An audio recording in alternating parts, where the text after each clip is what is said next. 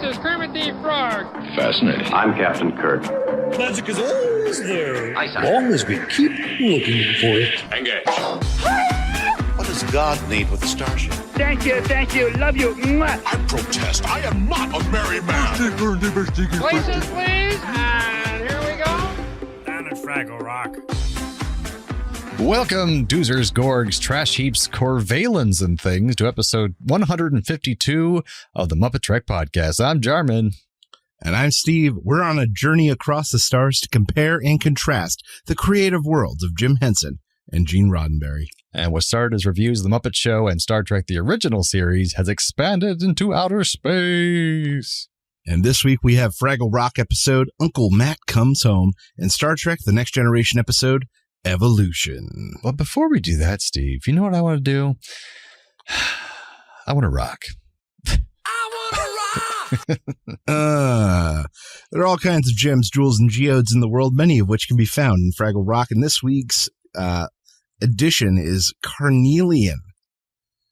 Well, it's a member of the quartz family, and it comes in these beautiful red and orange hues. This is due to the oxidizing iron that the ore often contains. In ancient Egypt, it was used in jewelry and decoration. It was often portrayed as granting vitality and protection. Well, it's a 7 on the Mohs hardness scale, so it's a very popular mineral for carving and shaping.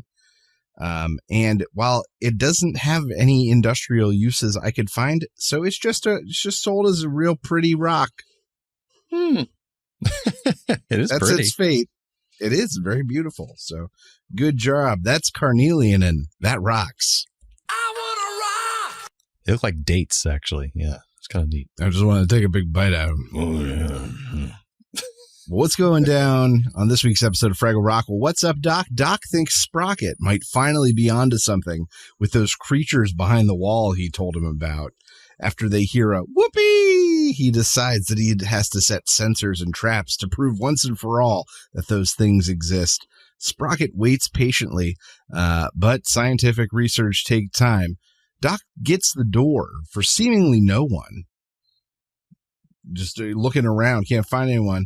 It's Uncle Traveling Matt sneaks in. But Doc doesn't know that. Sprocket waits patiently by the hole, but him and Doc never catch a Fraggle.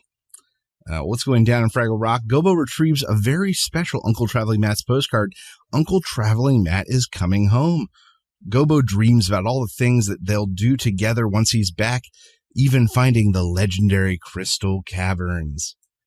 Fraggles practice a hero's welcome song in preparation for Matt's return, but Uncle Traveling Matt is late to the party, and they start breaking it down.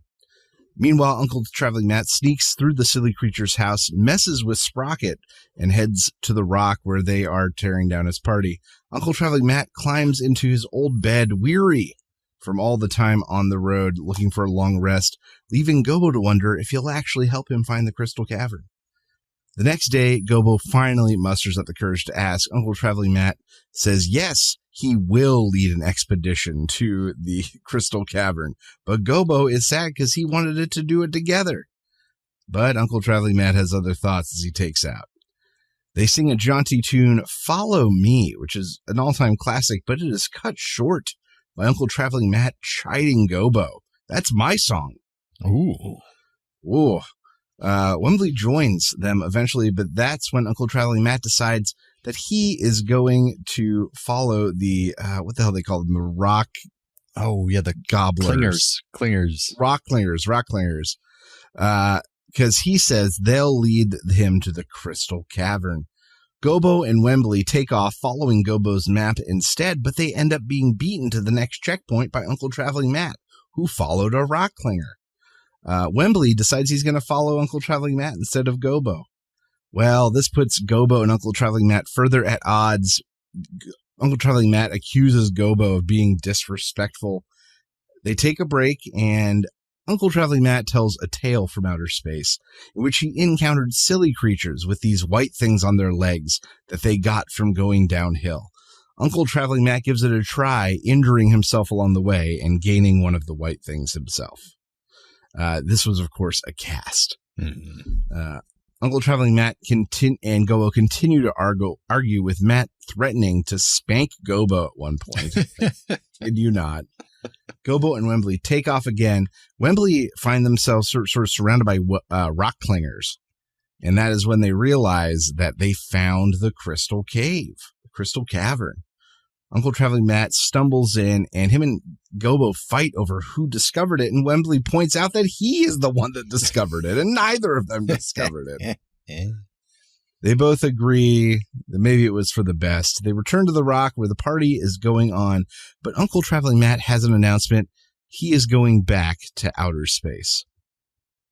Him and Gobo say goodbye. Uncle Traveling Matt squeezes back through the hole to outer space, setting off the camera, which catches him, but he takes the photo with him for his trip.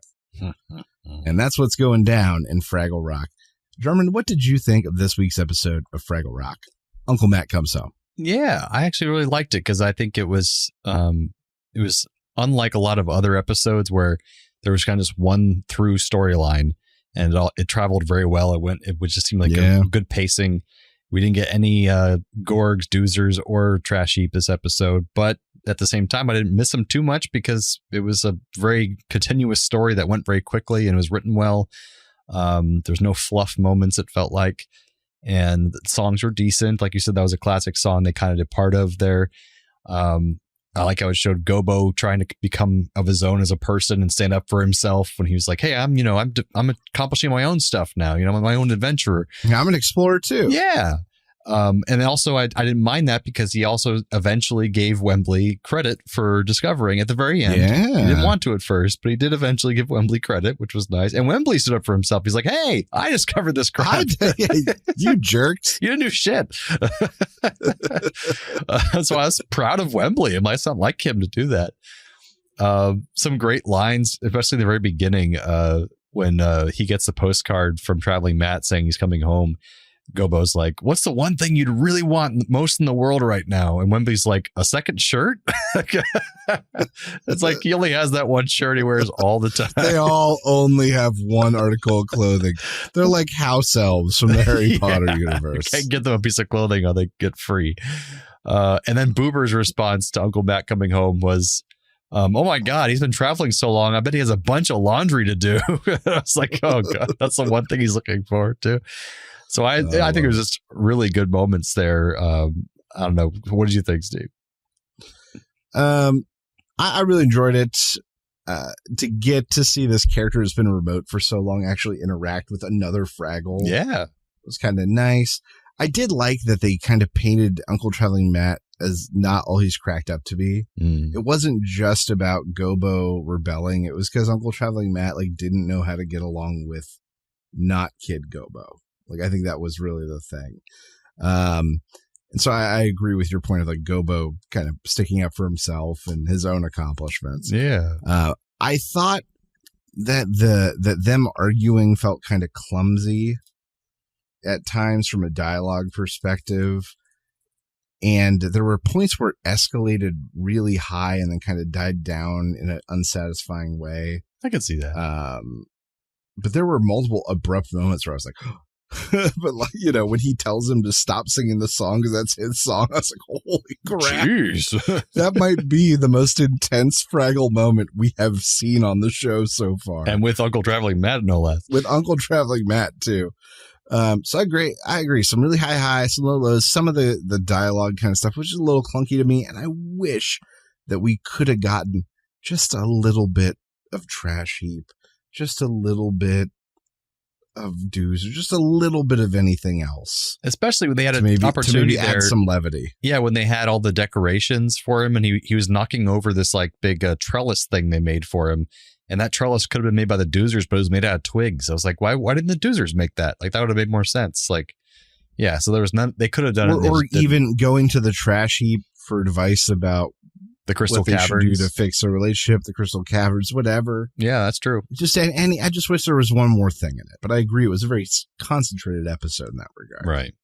A bottle episode, if you will. Almost a bottle episode. You're absolutely right. Yeah.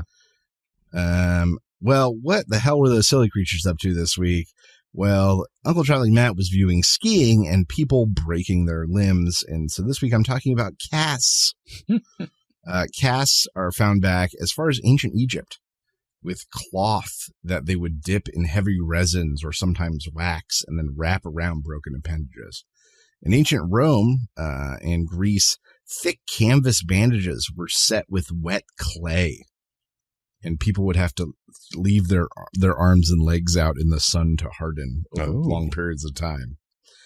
In 18th century Europe, they took bandages and they would soak them in vegetable starch from things like boiled potatoes and then wrap many layers around a limb, which would harden. The starch would stiffen. Probably stunk like hell. Probably smelled so bad. But it wasn't until the 1970s. Oh, actually, in the 1850s, a French surgeon started using plaster of Paris, and this became the standard until the 1970s, when fiberglass wraps took over because they were lighter, they set faster, and they came in fun colors for the kids. Yeah. I also found out that fiberglass, one of the big advantages of the transition is that fiberglass doesn't interfere or interferes less with X-rays. Which is great because it used to be relatively common that if you had a severe enough break, they would put a cast on and then through the healing process, they would have to take it off to take fresh x-rays and then recast the limb throughout a healing process. So I've never had a cast. Eliminated. I've never broken a bone. Same here. Outside of surgery, they broke my, collarbone to get to my heart. But other than that, I've never broken a bone outside of surgery. It's weird. Makes you sound like an extreme surgeon. I've never broken a bone outside of surgery. I've broken everyone else's bones, but not my own. Yeah, cracking skulls and then fixing them. I'm so intense. No, not at all. So that is casts, and that's what those skilly creatures are up to this week. Nice. Jarman, what was your favorite Muppeteering moment this week? I think involving those casts, I think the shots of Uncle Traveling Matt skiing was pretty amazing. Actually skiing down that was pretty good. I mean, that was their only out of the bottle part of this episode was obviously his whole segment, but then him skiing down the ramp is pretty impressive. I really liked the rock clingers. Yeah. For what a really simple puppet they really were. It was a hand glove doing their little feet and then a stretch of cloth and then the other hand doing the head. And they were just sort of out of camera the whole time, but they were doing that. And it was just a very effective use of a single puppeteer. And they were cute and creepy at the same time. Yeah. And I love and then they'll fall in love with you and they'll latch onto you and they'll never let go. I was like, whoa. And I was like, great. They look cute. I want one. Some intense Fraggle Rock moments this week. There was. But a good episode. I think is up to my top of this season so far, I think. It certainly had some really high highs. Yeah. It's not the best, but it's up towards the top for me. So, Jarman, what happened on this week's episode of Star Trek The Next Generation? Well, on Star Trek, we had the first episode of season 3. But I can't believe we're that far along already. But it's Evolution. The Enterprise is on a mission to observe a rare astronomical event involving a binary star system, but it's not really made entirely clear to me as far as I can tell what exactly was so special about it. It wasn't really clear. But on board, we have this guy named Dr. Paul Stubbs. He's a renowned scientist who's waited decades to launch a research probe at just the right moment to study this upcoming stellar phenomenon that only happens once every 159 years, I think he said. But soon things start going wrong on the ship. The computer malfunctions, doors stop working, replicators go crazy, various systems start acting unpredictably. But as the crew investigates, it's eventually discovered that the cause is nanites, these microscopic robots that have somehow gained sentience and are now interfering with the ship's operations. And apparently was caused by Wesley Crusher, who was conducting an experiment with nanites for a science project for Starfleet Academy. And he accidentally left the top open on the device that was holding them together. And he was purposely trying to evolve them to be smarter. And they got out and started replicating in the computer's systems in the ship. So as this delays the entire project of launching the probe, so Dr. Stubbs is getting increasingly agitated and annoyed over this happening for this once-in-a-lifetime experiment that's going to be ruined. At one point, he even takes it upon himself to just destroy the nanites. He like grabs a phaser and just with like gamma rays and shoots them and kills millions of nanites who are supposedly sentient. And so he's like a mass murderer now. It escalates everything. The nanites get even more pissed off. They think they were attacked unprovoked. They start wreaking havoc on the ship. And the crew realizes that they're dealing with a sentient life form. So Captain Picard insists on finding a peaceful solution because he basically had to talk to them like they're a new race of beings out there. So Data proposes to be an intermediary between the nanites and the rest of them. They can talk through him. So he kind of lets them take over him completely, which I thought was very brave and stupid. But eventually reaches a truce after Dr. Stubbs apologizes to the nanites for killing millions of their people. And Picard explains to them that they were attacked because they were endangering their entire crew without them realizing it. So the nanites agree to stop damaging the ship, and in return, they're given their own isolated planet where they can continue to evolve safely for millennia and just become whatever kind of new species they want to be. Stubbs then gets to launch his experiment just in time to watch the interstellar event and gets in no trouble for some reason. And Wesley learns a lesson about unintended consequences of scientific experiments. And he also gets to bond more with his mom, who's suddenly back, and Guinan as well in the process. So there we have our episode Evolution. So, Steve, what do you think of this episode? Okay, so some things I liked. Good intro, right in the middle of everything. I immediately went Bob Kelso. I was so excited to see that actor. It was a bad play on their part to like try to hold out the Beverly Crusher was back. Like that was stupid. They didn't show her face. And they purposely gave her hair that very distinct shape so we wouldn't notice. But I was like, a redheaded doctor? Come on. Who is this? Come on. Why are we pretending like we don't know it's her? I'm glad that they didn't gloss over that she was back.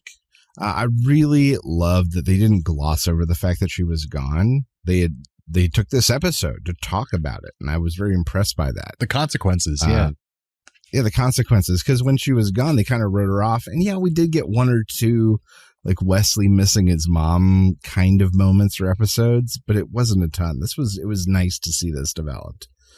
I love the Enterprise going haywire with, like the food replicator making the wrong thing and everything else going crazy from there. I feel like there was a moment like that in the original series. Yeah. Or maybe the animated series where there was like a trickster on board. They started throwing out weird food and stuff. Yeah, so it made me go, is that a thing? And I think it is. The Kirk is a jerk episode, I think. Yeah, Kirk is a jerk. Haywire, let's see. I'm so glad that there wasn't a space ghost of some sort, though. Oh, yeah. Like, I was like, if this is some sort of just space ghost, I'd be so mad. Good A and B plot interplay between the Beverly Crusher getting back in the swing of things, Wesley caught up in the middle of it, him sort of having to admit he still needs his mom, but by the end assuring her that he was developing. Like, it was all very nicely interplayed together. Some things I struggled with. It's really hard to have a faceless villain. It's really hard to manage that. And that's why they had to have Bob Kelso in there. Yeah. To be the face of kind of the local villain. He was the pressure. He was the antagonist, technically, I guess. Kind of. Yeah, he was technically the antagonist. So I guess I just didn't dig that. It de-escalated way too quickly. I wish they had done dummy Data earlier and given that idea a chance to advance a bit. What, of him being taken over by the nanites? Yeah, I wish we could have gotten that 15 minutes in so we would have had some time with the nanites exploring and deciding if they were going to destroy the... that could have been a different story to tell there that I think would have developed more nicely, instead of, we're going to take over Data for convenient reasons, and then Brent Spiner is going to have a 5-minute good scene, and then it's over. It was very quickly done, and they let it happen so too easily, in my opinion. Well, yeah, the whole they could take over, blah blah blah, and the whole time you're describing it, so you're gonna let these things take you over. there's no way Picard would allow that. He's like, do it. Don't worry, Captain. I'm only smarter, faster, and more dangerous than all of you combined. It'll be fine. No big deal. So yeah, I thought there was a missed opportunity for sort of like a cool premise of Data being the eyes through which the nanites see this world and expand on it. And then Data as the nanites could have been like debating with Dr. Stubbs and been like, you know, about how they should live. And that could have been an interesting scene. That's right. That would have worked out pretty well. Plus anytime Brent Spiner gets to like play not himself, he does a really good job with it. So he's a great actor. Underrated. I really underrated. That was a win for me. Overall, pretty good best episode of the season so far. Yeah, and worst. Oh, yes, that's correct. I loved Ken Jenkins, the guy from Scrubs, as Dr. Paul Stubbs. I think he was perfectly cast for this kind of ornery, smug doctor, because that's exactly what he plays on Scrubs. Loved it. With some kind of fatherly moments. Same thing as Scrubs, like with Wesley, like talking like, I see some of myself in you. I was really bored by his baseball metaphors, though. I was like, I don't care. Baseball is boring. So didn't really care about those. Mm-hmm. Not wrong. Also a bottle episode in a way. Nothing really off the ship. Kind of like our Fraggle Rock episode. Yeah, I do like the scenes with Wesley, and he gets angry with his mom. He's like, how would you know? You haven't even been here the past year. Like the fact that he said that line, that was great. So it's like there's consequences. The fact that she was gone for a full year. I just wish that Pulaski got a little bit more credit. Like, where the hell did Pulaski go? Like, they could have said one line. They didn't get nothing. So nothing. I feel she at least gave Beverly Crusher a line. I know. And Pulaski was great. She was just fine. I like Crusher. But yeah. Well, Anna's mom was watching with us. Oh, gotcha. Because she's in town, and she's seen the original, and she's actually fairly familiar with it, but hasn't really seen the Next Generation. And so she was asking as we watched, she's like, okay, so that one's like the new Spock. She was like pointing at Data. I was like, yeah, that's pretty accurate. Yeah. She goes, so which one's like the new Bones? Is that guy? And I went, no, he's the guest star this week. And I was like, who is the Bones? I went, oh, it was Pulaski. Yeah, she was definitely a Bones. And so the big question for season 3 is, who's the new Bones? I think that's my question for this whole season now. I think it's almost like I see it as Riker is more of the Kirk. It's nearly Riker. Well, no, Riker's the Kirk, and I think Picard is more the Bones in a way, because he's more ornery, he's more old-fashioned in some ways, but not quite. See, I don't know about that, because Riker is the only one, and this is just well acted and well written, that can like kind of poke fun at Picard and get away with it, though. Yeah, that's true, and that's what Bones would do. Yeah. Are you sure, Captain? Like those cute little moments, you know them. Yeah, and he's like, oh, Riker, all right. Right. But like Riker's the only one that can get away with that, but Riker doesn't do it the same way Bones did. No. Bones is like, God damn it, Jim. This is ridiculous. So maybe Bones is like Riker plus Guinan. Yeah, maybe.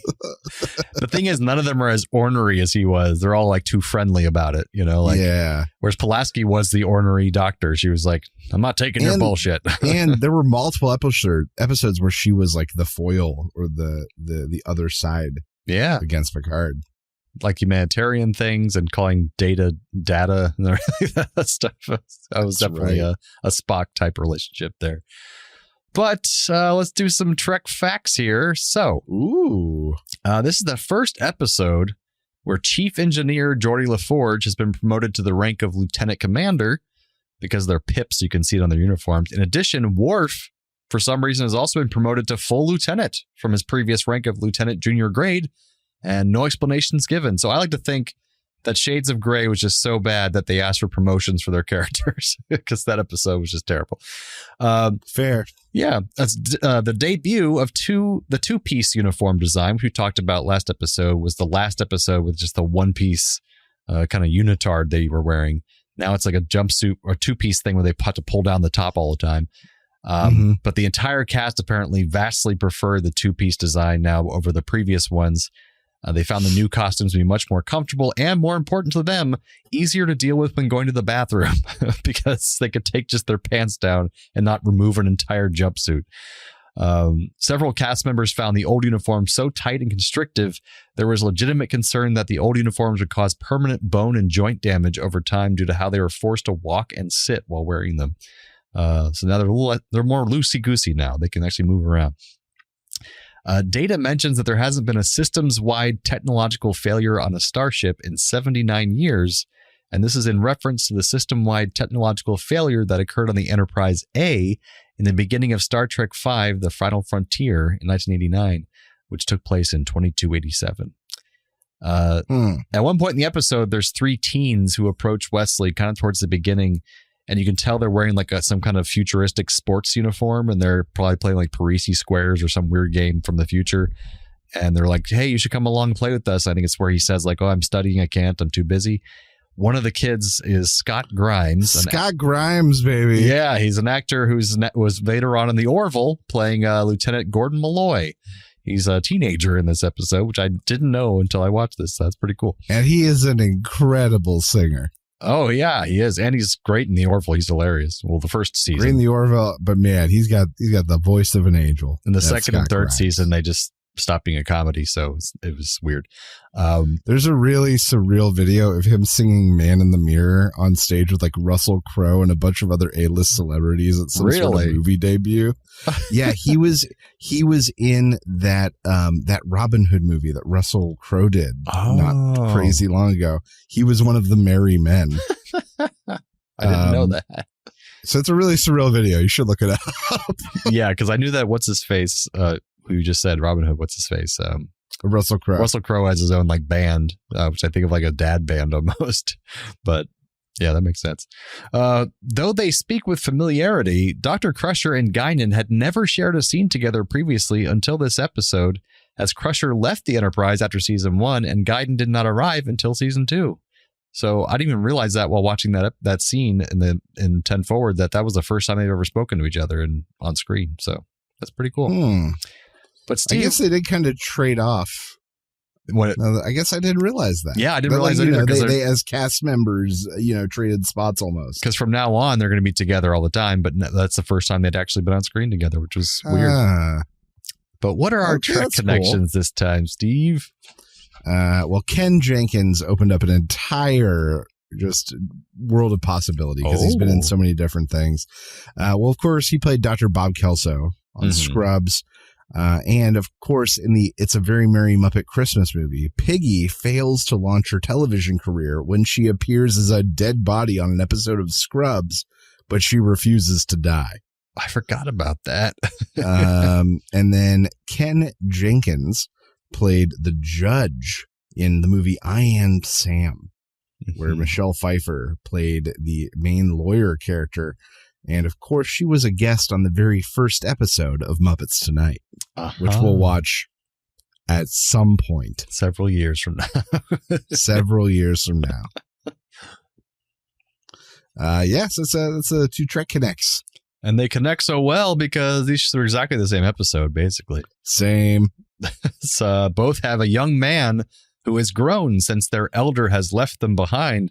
Wesley Crusher and his mom, Beverly Crusher, and then Gobo and Uncle Traveling Matt. Ooh, okay. I've got both feature small creatures that lead to the solution. The rock clingers leading them to the crystal cavern, and the nanites being the source of all their troubles. That's very true. Both have older, accomplished men looking to find their place in the world and leave their mark. You have Uncle Traveling Matt and Dr. Stubbs. I like that very much.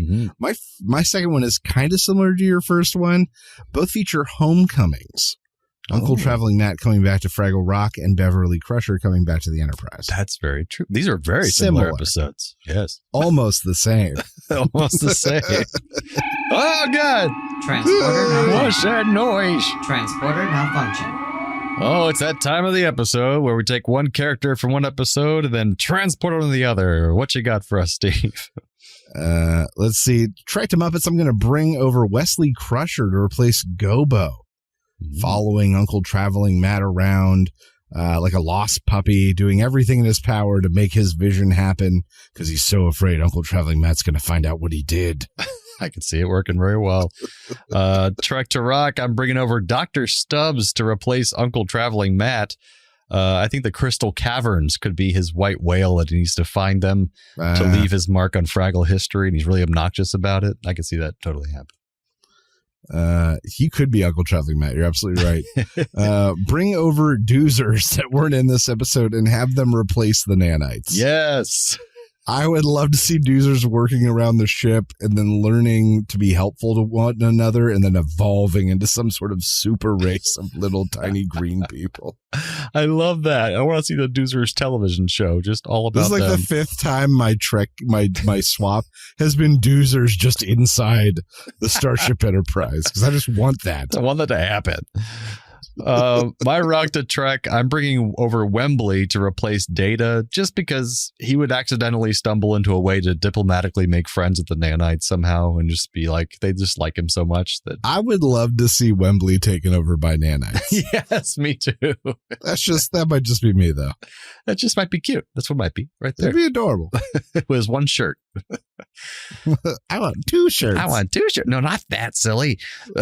So that brings us to the end of episode 152 of the MuppeTrek Podcast. Join us next time for Fraggle Rock episode Boober's Dream. And Star Trek The Next Generation episode, The Ensigns of Command. So from the lovers, the dreamers, and us. Live long and prosper, everyone. Thanks for listening to the MuppeTrek Podcast. Be sure to follow us on social media on Facebook and Twitter. Subscribe to us on Apple Podcasts, YouTube, Spotify, or your favorite podcast platform. This podcast has been brought to you by A Play on Nerds.